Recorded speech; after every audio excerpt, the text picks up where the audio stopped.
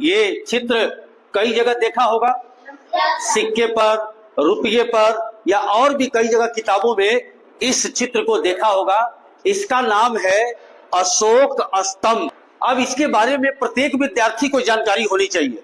देखिए, पहले तो इस चित्र के बारे में बता दें, ये एक गोल तरीके का है। ये सामने से दिखाई दे रहा 3 शेर ना, तो 3 शेर ही नहीं है, एक पीछे भी है जो दिखाई नहीं दे रहा है। ठीक है, 3 दिखाई दे रहा, पीछे वाला ऐसे है, ये देख रहे हो ना, ऐसे। ठीक है, तो 4 शेर हैं, चारों दिशाओं में मुंह करके एकदम दहाड़ते हुए लगे हुए हैं। और ये नीचे जो देख रहे हो ना, ये भी गोल टाइप का है। तो सामने से 2 चित्र दिखाई दे रहा है ना, लेकिन 2 ही नहीं है, इसके पीछे भी 2 है। यानी कुल मिला के इसको अगर तुम देखोगे, ऐसे हम गोल कर दें, 1 2 3 4, यहां जानवर, यहां जानवर, यहां जानवर, ये 4 जानवर, और चारों जगह अशोक चक्र ये बना हुआ है। ठीक ना। अब मैं इसके बारे में थोड़ी बारीक जानकारी बता दें आपको। अशोक स्तंभ, इसे राष्ट्रीय प्रतीक के रूप में हमारे देश ने अपनाया है। पूछा जाता है कब अपनाया भारत ने? 26 जनवरी सन 1950 को राष्ट्रीय प्रतीक के रूप में इसे अपनाया गया। ये कहां पर है? वाराणसी, बगल में है बनारस। बनारस से थोड़ी सी पहले, थोड़ी दूर पहले ही, यानी बलिया से जाते वक्त पहले सारनाथ पड़ेगा, तब वाराणसी पड़ेगा। तो सारनाथ में अशोक स्तंभ है, वहीं से ये राष्ट्रीय प्रतीक के रूप में लिया गया है। ये जो है, इसको क्या कहते हैं? अशोक चक्र। इसमें कितनी तिल्लियां है बेटा? 24। तिरंगे पर भी बीच में देखा होगा नीले रंग का। अब बहुत से बच्चे नहीं जानते हैं, ये 2 आपको जानवर दिखाई दे रहे हैं, और इसके पीछे भी 2 हैं। तो देखो, मैंने यहां लिखा है, हो सके तो इसे याद रखना, दिशा याद रखना। जैसे ये डायरेक्शन जो होता है हमारा, ये है नॉर्थ यानी कि उत्तर, साउथ दक्षिण, ईस्ट यानी कि पूरब, और वेस्ट मतलब पश्चिम। यानी इसमें जो है गोल जब देखोगे, कभी सारनाथ मौका मिला तो देखना, तो पश्चिम दिशा में घोड़े का चित्र बना हुआ है। यहां मत आइएगा कि भाई आपने कहां बना दिया, क्योंकि फोटो में जो मिला वो बना दिया, लेकिन डायरेक्शन उसका क्या है? घोड़ा पश्चिम दिशा में बना है, यानी इधर बना है।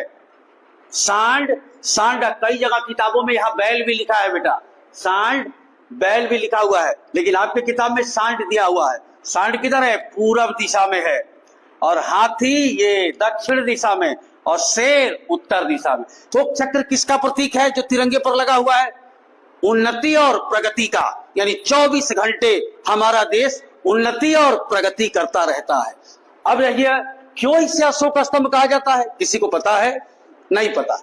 अशोक स्तंभ इसे इसलिए कहा जाता है कि हमारे देश में आज से 2-2.5 हजार साल पहले मौर्य वंश का शासन था।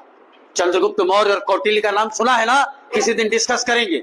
मौर्य वंश के तीसरे राजा, मौर्य वंश के तीसरे शासक थे सम्राट अशोक। याद रखना, मौर्य वंश के तीसरे शासक थे सम्राट अशोक, और इन्होंने ही जगह जगह ये अशोक स्तंभ बनवाया था।